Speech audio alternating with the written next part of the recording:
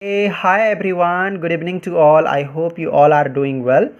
And once again, welcome back to my YouTube channel. So guys, as you know that in my previous video, I discussed few things about repeated speech by giving a small example.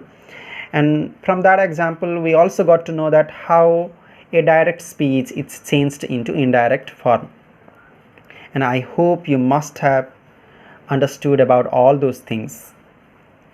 And you can see this example that this sentence is in direct form and the repeated speech of this sentence is also in simple present tense, but whenever it is written in indirect form, the tense of this repeated speech is also changed into simple past form.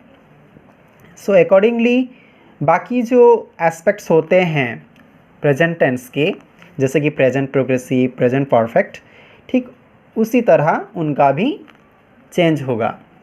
अगर कोई reported speech present progressive tense में होगा या फिर present perfect tense में होगा, अगर उसी रिपोर्टेड स्पीच को हम इनडायरेक्ट वे में लिखेंगे तो उनका भी टेंस चेंज होगा. चलिए आइए उसी के बारे में अब डिस्कस करते हैं. But before we discuss about that, we have to know about the structure of present progressive and present perfect. तो पहले हम प्रेजेंट प्रोग्रेसिव के स्ट्रक्चर के बारे में जान लेते हैं थोड़ा. तो आप देख सकते हैं कि मैंने स्ट्रक्चर लिखा हुआ है, जो कि subject I, we, you, they, he, she plus be verb जो कि एम, इज, आर होते हैं और first form of the verb के साथ आईएनजी फॉर्म यूज होता है. तो यही है प्रेजेंट प्रोग्रेसिव की स्ट्रक्चर. और उसी चीज़ को समझने के लिए एक एग्जाम्पल भी लेंगे हम. देखिए, here you can see this example. He said to him, I am bringing some vegetables from the market. And you can see that inside this inverted comma the reported speech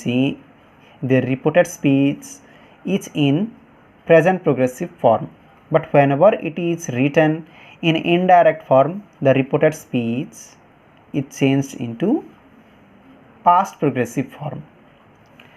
तो अगर कोई sentence simple present tense में होगा तो indirect way में लिखते समय क्या हो जाएगा, सिंपल पास्ट में हो जाएगा.